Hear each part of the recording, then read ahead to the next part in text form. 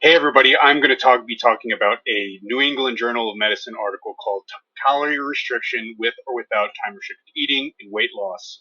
And I'm going to be talking about several really bad takes on this article by the likes of Andrew Huberman, Rhonda Patrick, and Satchin Panda. And the reason I'm going to talk about these particular people's bad takes on it is by understanding what's a misinterpretation of the article and is incorrect or an untenable position, we can more deeply understand what we can actually draw from the article. So through criticism, I'm going to be illuminating what the article actually says and what we can take from this particular study. So in this study, they took 139 patients. Uh, they assigned some of them to time restricted eating. That is to say, between 8 a.m. and 4 p.m. you could only eat during that window, with calorie restriction or just calorie restriction alone. So you either had calorie restriction or calorie restriction plus time restricted eating. And if you're on the YouTube video, you can see this in the research summary from the New England Journal of Medicine that I have pulled up in the window. There's two groups. One is has time restricted eating plus calorie restriction. One just has calorie restriction by itself. What this study found after they assigned those people with a body mass index of between 28 and 45, basically everybody was obese except for a very small proportion of people. When they assigned these people to one of these two intervention groups, they saw no significant difference in weight loss between the two groups, showing that time restricted eating adds nothing to lifestyle interventions that restrict calorie intake by itself. So there's nothing that you're adding by just simply restricting the feeding window. And you can see this super clearly in the case of the absolute change in weight, the graph over time. You can see there's absolutely no difference in the change in weight over time.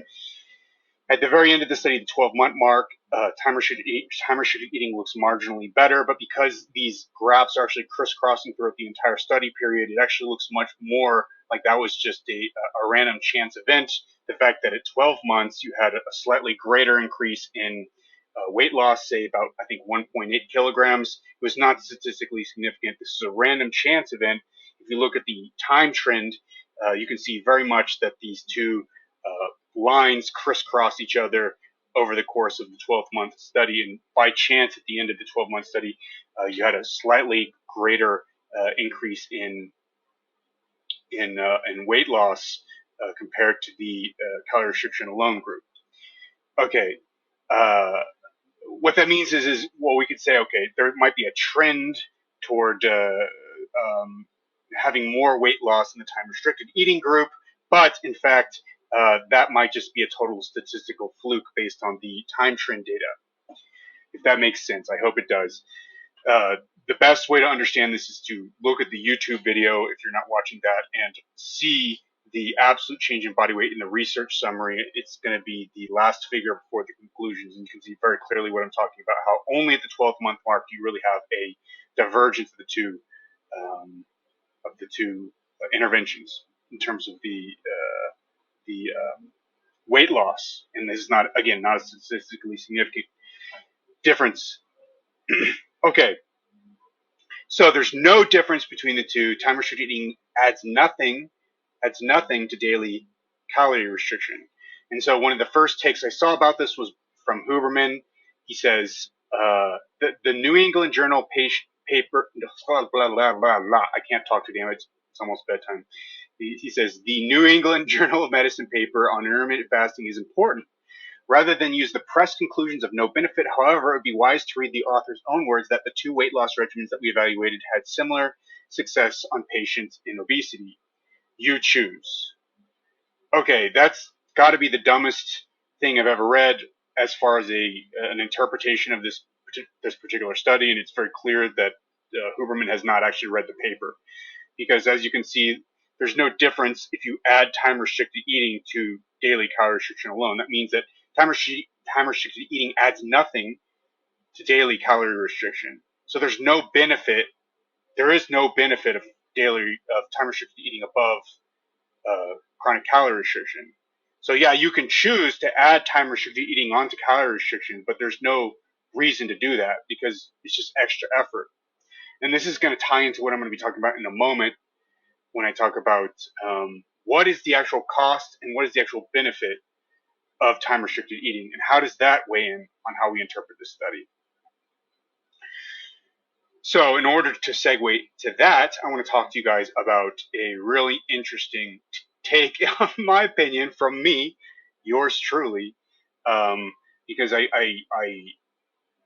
thought about this morning. I consulted with some friends and we talked about it, and then I came up with this particular interpretation, which is not actually very original or unique or interesting, but I think it is the correct interpretation of the study. So I posed the question, what is clinically meaningful weight loss for time restricted eating to be worth the effort? Because with time restricted eating, you have to basically not eat dinner, right? In this particular regimen, they ate early in the morning and they didn't eat dinner. And you basically have to tell your family, hey, we're not eating dinner, or I'm not eating dinner. I'm not going out to dinner with other people. I'm not going to change my feeding window. And I'm going to be hungry maybe before I go to bed, because for me in particular, I get hungry before I go to bed whenever I do time restricted eating.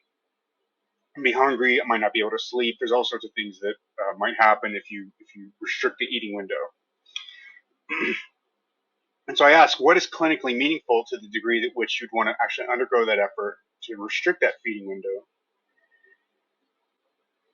What is clinically meaningful? What is meaningful enough for you to want to go to that effort? And I said the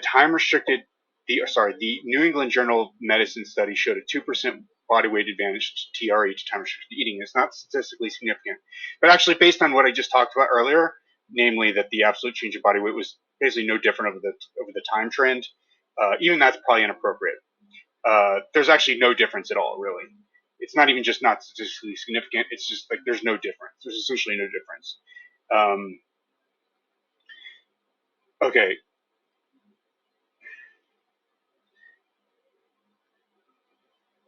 So, in order to really contextualize that, though, let's look at what Rhonda Patrick and Satchin Panda said. They said, and this is Rhonda's view, a new study claims that time-restricted eating has no added weight loss benefit compared to calorie restriction. Important, the calorie restriction group ate in a 10-hour time window. The time-restricted group ate within an 8-hour window. And already this is false, and I'm going to fact check this real quick in a moment, but it's just important to note that she's saying that because the regular calorie restriction by itself group only ate in a 10-hour window and the time restricted eating group ate within an 8-hour window, of course there's not much difference between the two because it's only a 2-hour decrease in the window. I'm going to debunk this real quick, but that's really important to contextualize what's going to come up. And then Satchin Panda said, the New York Times oversimplified the story and is a terrible message for the public. All TRE studies reduce eating from 12 hours to 8 hours. This is also false, and I'm going to show that in a moment, but it's important to note what they're trying to say, even though actually the facts behind it are wrong, but their point is important to note. So he says, in this study, people with 10-hour eating were asked to eat within 8 hours. There is no precedence that reducing eating from 10 to 8 hours will show any benefits. Okay? So they're saying you need a longer baseline window, a longer window within the control group to compare the shorter window to for you to actually see a benefit. And now I'm going to go debunk that real quick. The first thing to note is that, in fact, in the calorie restriction group at 12 months, the eating window was about 11 hours. It was not 10 hours, it was 11 hours. And then you compare that to so precisely is actually 10 hours and 52 minutes. And you compare that to the time restricted eating window, that's 8 hours and 8 minutes. So there's actually a 3-hour difference. It's really important. There's a 3-hour difference between the time restricted eating window and the chronic calorie restriction window, not a 2-hour difference. So already it's like these people who have said this, Satchin Panda and Rhonda Patrick, are already saying things that are incorrect. Yes, at baseline, At baseline, things are a little bit different, the baseline eating window, but the most important thing is actually what happens between the groups, not within the groups. That's the most important thing, although there's some caveats to that. But it's really important to note that the control group had an 11-hour feeding window.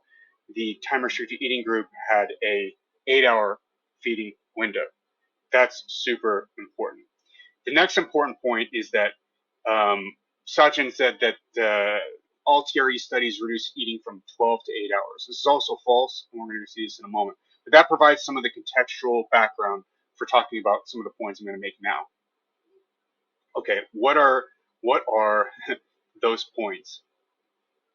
Okay, so then I asked the question: Would increasing the feeding window or the number of subjects make that significant, make the body weight change different, say 3%?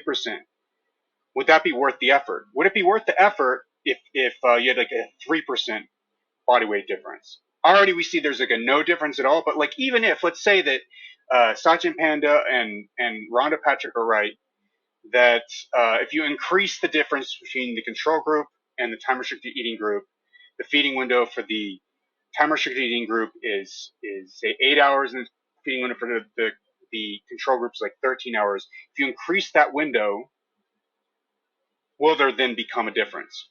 And then the question becomes, when is that clinically significant?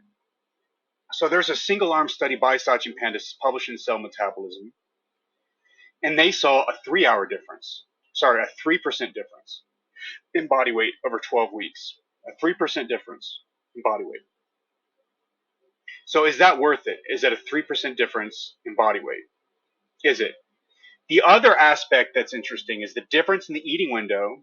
The baseline in this group is 15 hours, whereas the time restricted eating group is 11 hours. It's only a 4-hour difference. Whereas the Chinese study, the New England Journal of Medicine study that he just cited, is a 3-hour difference. Is increasing that difference by 1 hour going to suddenly turn the time restricted eating significant? And if it does, is a 3% weight loss, is that important? Is that going to be helpful for anybody? Is that worth the effort? And the answer is probably no. Probably certainly not. Okay? So here's the case I'm going to make. Even if this is true, what these people are saying, and it may not actually be true, it may be the case that time restricted eating simply causes no additional weight loss even at a 4-hour eating window with an actual control group, because in Satchin Panda's case, he doesn't have a control group, he just has a single arm study. Whereas this study had a control group, and you need an active control. When you have an active control, you're going to get some weight loss. So you're not going to get a 3% difference in weight loss. You're going to get a much smaller difference, most likely, probably in my opinion. And if you get such a small difference, or even as much as a 3% difference, which again, you may not get, it's not worth it. It's not worth going to all that trouble to restrict your window by, like 4 hours, 3 or 4 hours, and not have dinner every night. It's not worth it. That's the case I'm going to make. It's not worth it. It doesn't make any sense. So this whole time-restricted eating ideology has been propagated in the absence of data, and it's such a small benefit. And yet it's been pretended to be the most important thing you can do for your health by Satchin Panda and Rhonda Patrick and folks like them, when it's not the case. Even if there is a benefit, it's so small that it just may not be worth it at all. Even if there's a benefit. And again, it's speculative that there even would be a benefit with a proper control group. As we saw in this new Chinese study published in the New England Journal of Medicine, there's no benefit. There's no difference between the groups in terms of their weight loss. And you have to pretend that an additional 1 hour of difference between the groups would suddenly create a benefit, which may not be the case. Okay? It's kind of an absurd criticism in the first place. And even if it's true, even if you get a 3% difference, it may not matter at all either. Okay, that's the point I want to make. It's like, why would we even care about a 3% difference? Time restricted eating is massively overhyped by people who are trying to sell things. Okay, all right, let's go back. And so I asked, is it worth the effort? And then here's why. Here's why I make the claim that I do. This paper, and it's published in Obesity by the Obesity Society in 2022, actually. So it was published last month. It's published a couple weeks ago. Modest weight loss 5 to 10% is clinically meaningful in patients with overweight or obesity. However, greater weight loss may be required to achieve improvements in or remission of certain weight-related conditions. Therefore, this study reviewed the effect of large weight loss, more than 10%. So already in this study, already in this paper, this review, modest weight loss that's considered clinically meaningful has to be more than 5% of weight loss. Time-restricted eating only causes, at best, a 3% difference in weight loss. A 3% difference in weight loss. All right, at best, and that's hypothetical based on a single-arm study that Satchin Panda published, and other studies like it. And this is only 19 people. There's only 19 people in this study. It's based on this hypothetical 3% best case scenario, it's not even considered clinically meaningful according to the best experts in the field. So why do we even care if this criticism of the New England Journal of Medicine study, why do we even care about it? Why don't we even care if it's true or not? Even if you add an extra hour difference between the groups and you get a 3% difference because you have 4 hours of extra fasting rather than 3 hours of extra fasting, even if that's true, which is already at the base of it absurd, it still may not matter. It's a 3% difference. Is it worth it? Is it worth the effort to do time-restricted eating? And it's interesting. So the cutoff in the FDA to consider approval for medicines or even a device is about 5%. 5%. So this wouldn't pass FDA muster. FDA would be like, this is not enough to justify approving this for any sort of purpose. So if we're going to hit 3% weight loss with time-restricted eating, and it's not even enough to be approved by the FDA, would this be considered effective? Even if it was statistically significant, even if these criticisms of Rhonda Patrick and Satchin Panda were right? Okay. I don't think it's worth it. I think it's a ridiculous proposition. But let's look at this. Let's look at the newest class weight drugs, what they can do. 10, 15, 20% weight loss with combination therapy, literally up to 7 times more weight loss than time-restricted eating. Massive weight loss. And you can see in this figure, it's just a monumental amount of percent body weight change by 20 weeks. This is 5 months. And it just dropped, the body weight is just dropping like a rock, right? It's dropping this is the newest, latest revolutionary breakthrough in weight loss drugs over the last decade. It's really exploding now. The clinical trials are really exploding and showing that we can do things with these weight loss drugs that we've never thought were imaginable before. And this is the newest group. And so why are we talking about a 3% change in weight loss when we now have drugs that can achieve a 20, 25% change in weight? Why are we talking about a clinically insignificant change in weight when we have drugs that can cause massive lifestyle, completely life course changing losses of weight? Why the hell do we care? Why do we care? Well, one reason is Rhonda Patrick for the past 10 years is promoting intermittent fasting on her Twitter and on her social media platforms. That's one reason. Let's look at this.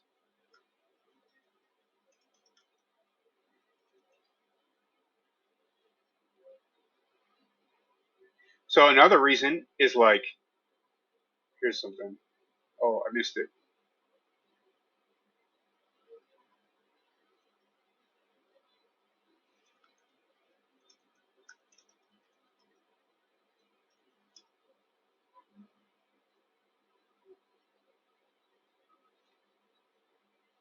Another reason is that Satchin Panda has a book called The Circadian Code. And then also he has another book called The Circadian Diabetes Code. He has multiple books out about time-restricted eating.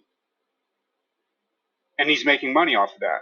That's another reason why these people may be interested in promoting this stuff. Because they've promoted things without randomized controlled trial data, without good data demonstrating efficacy. They've been promoting these paradigms to the public. And now that they're being shown to not be effective, they get spooked a bit. And they're trying to argue about it. Well, we need to go back to actually what's important here. What's important here is we now have medications that can drop people's weights by more than 20%. And we're arguing about a hypothetical 3%. It's not even a real 3%. It's what they want to be 3%. It's like between 0 and 3%. We're arguing about it. And this could be more than 20% weight loss with these drugs. Why are we arguing about this? It's total nonsense. It's like, it's not even an issue. And it's a ridiculous thing that we're even talking about this anymore. Okay, so that's my take on it. To summarize, and again, it's almost sleep time, so I'm like stammering around and trying to speak. But to summarize, first off, Huberman tweets things out without even reading the paper. That's something that you should understand. He's a neuroscientist. He's not a nutrition expert. He doesn't know what he's talking about with nutrition. Most of what he's talking about with the nutrition is nonsense. Like a large portion of it. In particular, in this case, he tweeted this out without even understanding what the studies showed and what the study said. Okay? It's just like, is this nonsense? That's the first thing that you guys really need to understand. Second thing, Rhonda Patrick and Satchin Panda have been promoting intermittent fasting for like a decade now, and they really want it to be true, and it's not. Like it's not meaningful. Even if like everything that they say is right, it's still not meaningful, and and what they're saying is probably not right either. It's like between 0 and 3% weight loss, body weight. It doesn't matter. And then there's downsides to time restricted eating. There's downsides to it. You got to go skip dinner. You can't socialize. There's so many different things that could be at play that are negatives to undergoing this effort. So why undergo an effort for something that's no benefit or a marginal benefit? Why undergo that effort? All right. Now you could do it because of ideology, because you believe so much that fasting's important. Blah blah blah blah. I fasted for 2 years, like one meal a day kind of stuff. Man, I was irritable as hell. I really, looking back at that period, I was an irritable, miserable person. But I did that for 2 years, and I thought it was the most amazing thing. During that time, I was a fasting zealot. I told everybody that needed to fast. I told everybody it gave me energy, etc., like everybody who fasts does. But after I changed, I stopped fasting. I started eating 3 meals a day. I became a happier person, and I realized, oh, this is ideology making me think that I'm happier fasting, but I'm actually happier not fasting. But I did that for 2 years, and I was a fasting zealot too. There's no good evidence that doing that is a good idea. Now, there is good evidence that maybe shifting your eating to earlier in the day is better metabolically, and I'm going to be covering that. And again, I've been talking about wanting to cover that for like a week now, but I'm going to be covering that in another upcoming video really soon. There is some evidence for that, but there's no evidence that just restricting your feeding window is going to really result in clinically meaningful weight loss, and it's going to be quite an effort to do. So why do it? That's like the bottom line here. Why do it? It's not for the weight loss benefit. There may be a longevity benefit and a benefit to other things, maybe, but we don't know. We don't know. But there's certainly no weight loss benefit. No meaningful weight loss benefit. And so all these people getting up in arms about this and getting pissed off and having these takes about it, you know why? It's ideology. It's ideology and money. And that's the take home from this video. Ideology and money, not reading the study, not thinking critically, wanting things to be true. And that's basically the take of Huberman, Satchin Panda, and Rhonda Patrick on this new New England Journal of Medicine study. Hope you guys enjoyed this. If you like my videos and the things that I do, check me out on YouTube, KBass Philadelphia. Also, you can check me out on my podcast, The Kevin Bass Show. Check me out on Twitter, TikTok, Instagram at Kevin in Bass, KevinnNBass. Also, check me out on Patreon. Become a patron, help support me. It would be incredibly appreciated. You can also go to my website, thedietwars.com, and go to thedietwars.com/support-me to send a direct donation if that's your fancy. And of course, click subscribe. Click subscribe on this YouTube channel. Let me know what you think about it. Send a comment, ask a question. Like, share this video, share this podcast. Put a review on Apple iTunes. That would be much appreciated.